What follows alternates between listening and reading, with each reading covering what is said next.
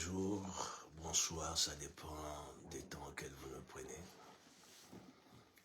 Soyez bénis. Nous sommes heureux une fois de plus d'être parmi vous ce soir. Et nous imaginons que ce plaisir est partagé. Nous sommes en train de continuer sur ce thème intitulé « La volonté de Dieu ». Et il y a beaucoup de choses à dire dessus. Un enfant de Dieu qui veut avancer avec Dieu doit maîtriser comment est-ce que notre Dieu marche avec des gens. Comment est-ce qu'il fonctionne. Comment est-ce qu'il procède. C'est très important. Père éternel, nous saluons ta présence. Daigne nous parler ce soir. Dispose nos cœurs et la compréhension. Au nom de Jésus-Christ, nous avons ainsi prié. Amen. On peut marcher avec Dieu et échouer avec lui. Je vous choque. La Bible dit, avec Dieu, nous ferons des exploits. Amen, c'est la vérité. Qui peut faire des exploits avec Dieu? C'est pas seulement celui qui marche avec Dieu. Celui qui fait des exploits avec Dieu, c'est celui qui marche avec Dieu et obéit à la voix de Dieu. Quand je parle d'obéir à la voix de Dieu, d'aucuns vont me parler des Saintes Écritures. Et je me joindrai pour dire, c'est la vérité, marcher avec Dieu, c'est obéir aux Saintes Écritures. Mais hormis les Saintes Écritures, il y a encore autre chose auquel il faut obéir. Dieu peut marcher avec vous. Vous avez la Bible, vous obéissez aux Saintes Écritures, mais vous échouez avec lui. Vous avez le Saint-Esprit. Il est avec vous, mais vous échouez. C'est possible. Il n'y a pas que les Saintes Écritures à obéir. Il y a d'autres choses que vous devez connaître, maîtriser, obéir pour que vous réussissiez avec Dieu. C'est sa volonté. La volonté de Dieu, c'est de faire d'une vie à l'autre. Dieu peut se révéler à vous. Il vous explique. Il vous dit ce qu'il veut faire avec vous et ce que vous devez faire au retour. Là, ce n'est pas l'effet d'avoir la Bible à main. Là, c'est l'effet d'écouter ce que Dieu vous dit et d'obéir à ce qu'il vous demande de faire. Si vous n'entrez pas dans cette philosophie divine, vous allez prier, vous allez gêner, vous allez faire je ne sais pas quel type de sacrifice, mais vous n'allez pas voir la gloire de Dieu. Vous n'allez pas vous réjouir sur cette terre des hommes, parce que Dieu est venu vers vous d'une autre manière. Et j'ai dit à quelqu'un ce soir, Dieu est souverain. C'est-à-dire, il ne vous demande pas si vous adhérez à sa volonté. Mais il vous fait connaître cette volonté et que c'est à vous d'adhérer à celle-ci. Et vous n'allez pas lui dire pourquoi procédez-vous de telle ou de telle manière dans ma vie. Un souverain, c'est celui qui fait ce qu'il veut. Un souverain, c'est celui qui ne se justifie pas. Un souverain, c'est celui qui s'impose. Vous devez connaître ça. Et si vous ne maîtrisez pas ça, vous allez utiliser votre cerveau. Vous êtes en train de marcher avec Dieu, mais vous utilisez votre cerveau et ça va vous amener à l'échec. Nous allons lire la parole de Dieu. Qu'est-ce que la Bible nous dit? Actes des Apôtres, chapitre 10. Qu'est-ce que Dieu nous dit? Actes des Apôtres.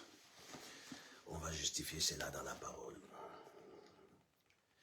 Nous commençons à partir du 9e verset.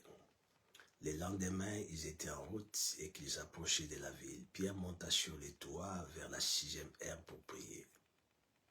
Il eut faim et il voulut manger. Pendant qu'on lui préparait à manger, il tomba en extase.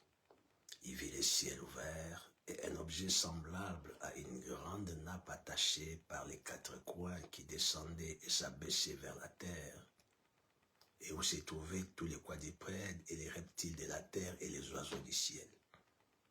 Et une voix lui dit, « Lève-toi, Pierre, tue et mange. » Mais Pierre dit, « Non, Seigneur, je n'ai jamais rien mangé d'essuyé ni d'impie. » Dieu se révèle à Pierre dans une vision. Il lui donne l'ordre, pendant qu'il avait vu une nappe avec des quadrupèdes, des choses impies. Pourquoi c'était impur? Parce que Dieu l'avait déclaré impur. À travers les prophètes Moïse, il y avait des éléments, des aliments qui étaient déclarés impurs. Pierre a grandi dans cette philosophie, connaissant des aliments impurs qui ne pouvaient ni toucher ni manger. C'est Dieu qui l'avait déclaré impur par Moïse. Mais quand il arrive dans la vie de Pierre, ces aliments n'étaient plus impurs pour Pierre.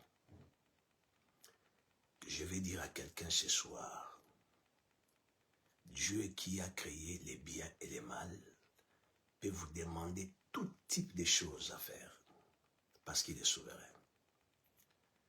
Et si vous les demandez, on ne discute pas avec Dieu. Ici, Pierre a commencé à discuter avec Dieu. On échoue avec Dieu si on veut discuter avec lui. Tout au long de votre vie, soyez comme un militaire, qu'on lui donne un ordre, il ne réfléchit pas, il dit à vos ordres et il exécute. Beaucoup de gens aujourd'hui échouent parce qu'ils se posent des questions quand Dieu se révèle à eux. Je vous ai dit tantôt que Dieu est souverain. Il vient vers vous de la manière dont il décide. Il vous demande des choses à faire comme il a prévu dans sa volonté. Et il ne vous explique pas pourquoi il vous demande de les faire. Il vous donne des ordres. Il vous donne une ligne de conduite. C'est à vous d'exécuter. Soit vous n'exécutez pas. Vous demeurez sur les mêmes sphères de votre vie. C'est-à-dire, vous n'avancez pas, vous ne progressez pas, vous ne voyez rien de gloire. Ou soit vous obéissez pour entrer dans son plan, afin de voir la gloire de Dieu. Pierre explique à Dieu que ce que vous venez de me faire voir, ce sont des choses impures. Je n'ai pas ni touché. Il dit à Dieu, je n'ai jamais touché d'impur dès ma naissance. Et qu'est-ce que Dieu lui dit?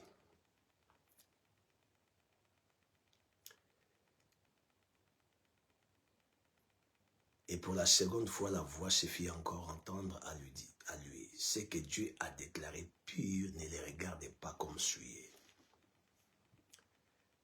Si Dieu se révèle à vous, il vous donne une ligne de conduite. Il vous demande de faire telle chose. Même si cela est mauvais pour les autres, pour vous, ça devient pur. C'est lui qui déclare des choses pures, c'est Dieu. C'est lui qui a déclaré des choses impures, c'était Dieu. Il est souverain. C'est dans sa bouche qui peut être purifié quelque chose d'impur. C'est dans sa bouche. Pierre dit non à Dieu. Il y a beaucoup de gens aujourd'hui, ils disent non à Dieu. Pourquoi? Parce qu'ils réfléchissent. Ils voient leur entourage. Ils se disent, les gens diront ceci. Les gens diront cela. Ce n'est pas possible ça. Ce n'est pas faisable. Je ne peux pas faire ça. Parce que ce n'est pas correct. C'est vous qui dites que ce n'est pas correct. Le souverain dit c'est correct. La volonté de Dieu peut vous amener dans un tourment. La volonté de Dieu peut être un objet de scandale pour les autres. La volonté de Dieu peut vous créer des soucis avec des gens. La volonté de Dieu peut vous séparer avec des gens. La volonté de Dieu peut vous isoler des gens. La volonté de Dieu peut vous salir. Elle peut vous salir, oui. La volonté de Dieu peut arriver dans votre vie. Elle vous salit. Mais elle ne vous salit pas pour toujours. Elle va vous salir pour un temps. Et après ce temps, Dieu va vous justifier. Pierre devait accepter d'entrer dans cette volonté, quels que soient les cas. Il devait accepter d'être considéré comme quelqu'un qui est allé au-delà de la parole. Il était un apôtre majeur. Il avait ses collègues apôtres majeurs. Et ces gens devraient s'élever pour les contredire par rapport à son acte. Dieu lui demandait d'aller dans la maison de quelqu'un, des personnes qui étaient considérées comme des impurs, Corneille. Or, en Israël, on ne pouvait pas entrer dans une maison des païens, des personnes qui n'étaient pas circoncis. Non, mais Dieu demande à Pierre d'aller vers les païens, d'entrer dans leur maison, de manger avec eux. Ce n'était pas évident pour lui. Quand on marche avec Dieu, il faut accepter de payer les prix, de marcher avec Dieu.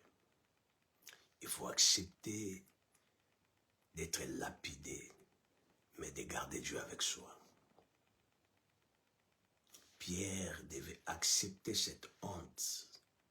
Il devait accepter ces vents qui devaient lui amener des problèmes. Il n'a pas réfléchi. Il a réfléchi lorsque Dieu lui parlait. Dieu lui a dit, tu dois faire ça. Il devait arrêter avec la discussion, entrer dans l'exécution. Vous avez beaucoup discuté avec Dieu. Vous avez beaucoup fait passer le temps en voulant réfléchir. Il est temps maintenant d'arrêter la discussion, d'entrer en action parce que Dieu s'est révélé à vous. On va terminer dans les livres d'Ésaïe. Ésaïe chapitre 20, verset 1er. L'année où envoyé par les rois d'Assyrie, Sargon, Tartan vint faire les sièges d'Asdod et s'empara de cette ville. L'Éternel avait parlé à l'intermédiaire d'Ésaïe, le fils d'Amon. Il lui avait dit, va, détache les sacs qui autour de la taille et retire les sandales qui sont à tes pieds. C'est ce qu'il fit. Il marcha sans habit et nu et pieds nus. L'Éternel dit alors, mon serviteur Ésaïe a marché sans habit et pieds nus pendant 3 ans. C'était un siège et un présage contre l'Égypte et contre l'Éthiopie. Dieu vint au prophète Ésaïe et lui demande de détacher les sacs qui étaient autour de sa taille et retirer les sandales qui étaient à ses pieds et de marcher sans habit. Vous imaginez ça? La volonté de Dieu. Et lui qui était connu, lui qui était renommé, lui qui était influent, Dieu lui a dépouillé de cette autorité. Dieu lui a dépouillé de cette influence. Dieu lui a dépouillé de cet honneur. La volonté de Dieu peut vous dépouiller de l'honneur. La volonté de Dieu peut vous dépouiller de votre philosophie, de votre idéologie. La volonté de Dieu peut vous dépouiller des acclamations. Un homme élevé, un homme grand et influent, mais Dieu lui impose. Dieu lui dit, enlève tes habits, enlève tes sandales, marche nu. Et ce n'était pas un jour, il en a fait pendant 3 ans. L'Éternel dit, alors, mon serviteur Ésaïe a marché sans habit et pieds nus pendant 3 ans. Où est l'honneur de cet homme influent? Quand on marche avec Dieu, on oublie son honneur. On se dit que ta volonté soit faite dans ma vie. Ne cherchez pas l'honneur si Dieu ne vous les donne pas. Ne cherchez pas les acclamations si Dieu ne vous les permet pas. Ne cherchez pas l'élévation si Dieu ne vous amène pas à être élevé. Suivez la colonne des nuées. prenez la direction qu'il vous amène. Suivez la colonne de feu la nuit, prenez la direction qu'il vous amène. Obéissez à cette voie même si ça vous amène les déshonneurs. Obéissez à cette voie même si vous amène la honte. Obéissez à cette voie même si vous dépouillez des acclamations. C'est lui qui est obligé de recevoir tous les honneurs et toute la gloire. Nous sommes ses serviteurs, nous sommes ses enfants. On doit se soumettre à sa volonté. Aujourd'hui, vous vous réveillez, vous voyez un homme de Dieu influent qui fait des émissions comme je l'ai fait là, tout nu. Vous allez dire quoi? Je vais particulièrement m'adresser à ceux qui sont faciles, qui sont vite à juger, à condamner. Faites très attention, je vous ai dit la fois passée, de porter un jugement fondé ou non fondé sur la vie des personnes qui tiennent la Bible. De porter un jugement fondé ou non fondé sur la vie des enfants de Dieu. Parce qu'il n'y a pas seulement des hommes que Dieu a oints qui peuvent recevoir des directives très particulières, même des enfants de Dieu qui doivent avoir un parcours spécifique et spécial avec Dieu peuvent recevoir des types de directions divines. Dieu lui impose de marcher nu. Je ne sais pas quelle était la réaction de sa famille. Je ne sais pas quelle a été la réaction de ses proches. Je vois qu'il y a certains membres de sa famille qui l'ont renié comme Pierre avait renié le Seigneur. Parce qu'il ne pouvait pas accepter cette honte d'avoir un cousin, d'avoir un oncle, d'avoir un frère qui marchait nu. Non pendant une semaine, non 2, pas 1 mois, pas 6 mois, mais 3 ans et demi. Pourquoi? Parce que l'Éternel lui a dit, déshabille-toi et marche nu. Si vous voulez réussir avec Dieu, acceptez de payer les prix de la honte. Je vous ai parlé la fois passée, Marie a accepté la honte à cause de la volonté de Dieu. Si vous ne vous laissez pas conduire et soumis dans cette volonté divine, vous allez vouloir garder l'honneur, mais en vrai, vous ne garderez pas l'honneur. Vous allez vivre un déshonneur toute la vie, parce que l'honneur et la gloire viennent de Dieu. Si vous ne l'accordez pas, personne ne peut vous l'accorder. S'il faudra accepter la honte à cause de la volonté de Dieu, acceptez-la. S'il faudra être lapidé par les gens parce que vous obéissez à la voix de Dieu. Quand je parle de lapider, c'est une façon de parler, c'est une manière de dire, c'est-à-dire vous allez être condamné par le monde entier parce que vous obéissez à la voix de Dieu. Acceptez-les. Si tout le monde va se retourner contre vous, les gens vont vous renier, vous allez être isolés parce que vous obéissez à la volonté de Dieu. Acceptez-les. Pierre en alla dans la maison de Corneille. Il s'était mis d'accord d'accepter toute éventualité. Il savait que tous ces serviteurs de Dieu dans son époque allaient s'élever contre lui, mais il a accepté ça. Vous savez, l'une des choses qui a mené Saoul à être rejeté par Dieu, c'était quoi? Le prophète Samuel lui dit, tu arriveras avec les peuples, tu vas m'attendre 6 jours et le 7e jour j'arriverai. Je vais offrir. Mais le roi Saoul attend 6 jours, il arrive au 7e jour, le prophète Samuel ne venait pas. Il y a quelque chose qui s'est passé, les peuples commençaient à lui quitter. Parce que les peuples lui quittaient. Il dit non, je vais offrir. Les gens qui étaient avec lui, lorsqu'ils ont commencé à partir, lui décide d'offrir. Parce qu'il voulait garder les gens avec lui. Quand on marche avec Dieu, on ne cherche pas à garder les gens avec soi. Quand on veut réussir avec Dieu, on fait sa volonté. Même si elle va vous coûter les départs des autres, qu'ils s'en vont. mais que vous puissiez rester avec ces colonnes de feu, ces colonnes de nuée. Jésus-Christ, notre Père, notre Seigneur, il avait 70 disciples, mais ils sont tous partis. Ils sont restés 12. Il a accepté cela. Pourquoi voulez-vous être acclamé à tout moment, mais vous désobéissez à la volonté de Dieu? Vous désobéissez aux directives divines. Vous désobéissez à la voix de Dieu. Si vous lisez les livres de Osée, chapitre 1er, à partir du 2e verset, vous allez voir que Dieu ordonne à Osée, au prophète Osée, de prendre une femme prostituée. Un homme ouin, un homme influent, un homme propre, mais Dieu lui dit, va prendre une prostituée. Ne prend pas seulement la prostituée, mais Dieu lui demande d'avoir des enfants avec elle. Il y a des choses qui peuvent vous faire mal à la tête, mais Dieu vous les demande.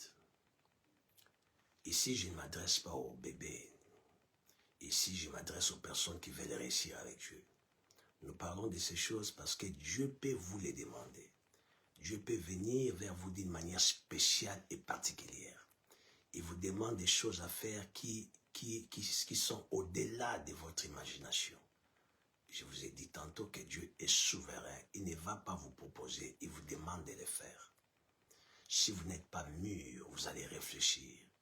Et quand vous réfléchissez, vous faites passer le temps. Parce que dans la volonté de Dieu, il y a ce qu'on appelle les timings. Quand Dieu vous parle, quand Dieu se révèle à vous, il faut aller vite pour accomplir ce que Dieu vous a dit.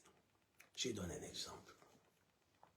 Dieu dit à Joseph, à travers l'ange, dans une vision, dans un songe, prends les bébés, allez-y en Égypte. Parce que Pharaon veut la tête de cet enfant. Vous imaginez que Joseph avait des choses à faire dans son pays, dans sa ville, et qu'il ne pouvait pas avoir la possibilité de se déplacer vite pour aller en Égypte. Imaginez-vous la scène qui devrait arriver après. Parce que Pharaon voulait détruire l'enfant. Et Dieu vient lui dire, il ne lui dit pas, est-ce que tu as des choses à faire ici? Est-ce qu'il y a des choses que tu as programmées? Tu as la possibilité de quitter ici dans 1 ou 2 semaines. Dieu ne lui a pas dit ça. Dieu lui donne l'ordre. Prends les bébés, allez-y en Égypte. Il devait tout laisser. Et il devait le faire vite. Il y a des gens que Dieu s'est révélé à eux. Il y a 1 an passé. Il y a 2 ans passés. Il y a 3 ans passés. Ils n'arrivent pas à agir. Ils n'arrivent pas à obéir. Ils réfléchissent. Ils font passer le temps. Quand vous faites passer le temps, vous risquez de faire passer votre saison. Parce qu'il y a une saison de bénédiction. Il y a une saison de gloire. Toutes les saisons ne sont pas pareilles. Joseph devait obéir. Joseph devait tout laisser. Il devait tout abandonner pour obéir à la volonté de Dieu. Et c'était pour la sécurité du bébé. Et c'était pour leur propre sécurité aussi. Dieu peut vous demander des choses pour vous sécuriser. Non seulement vous, mais toute votre famille. Mais si vous faites traîner l'exécution, ça peut compromettre la vie, non seulement votre vie, mais de votre entourage aussi. Dans la volonté de Dieu, quand Dieu se révèle à vous, ne faites pas passer le temps. Agissez et agissez vite. Ne réfléchissez pas sur ce qui peut arriver après. Acceptez la honte s'il le faut. Acceptez l'humiliation s'il le faut. Acceptez que tout le monde se retourne contre vous s'il le faut. Mieux vaut rester avec Dieu, seul avec Dieu, mais avoir une masse avec vous sans Dieu. La volonté de Dieu peut vous séparer des gens, je le répète. La volonté de Dieu peut vous amener l'humiliation. La volonté de Dieu peut vous amener des ennuis.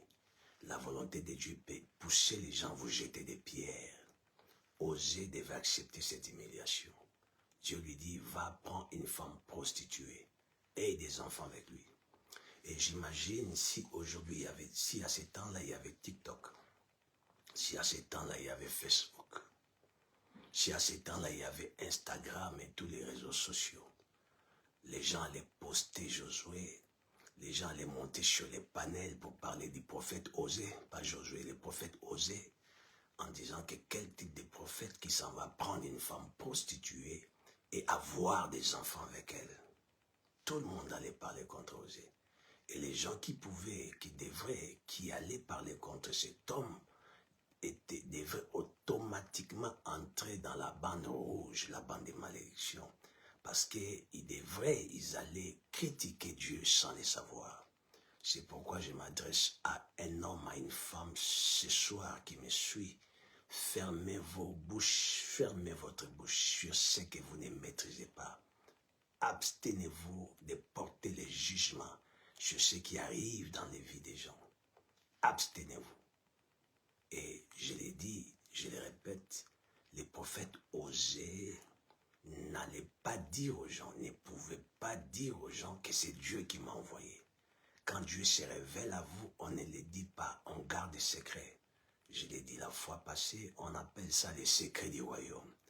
Ésaïe n'a pas dit aux gens, les prophètes, que Dieu m'a dit de me déshabiller, de marcher nu.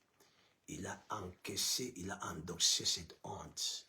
Il a accepté, il a avalé cette honte tout seul. Qu'il obéit à Dieu, mais qu'il garde les secrets du royaume. Obéissez à Dieu et gardez les secrets du royaume. Ne vous justifiez pas.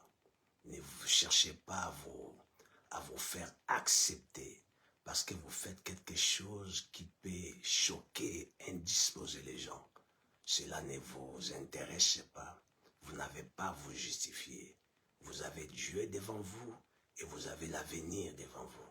Entrez dans cette volonté divine, c'est possible. Une volonté de Dieu qui choque. Oui, Dieu peut venir vers vous et vous demande des choses qui choquent.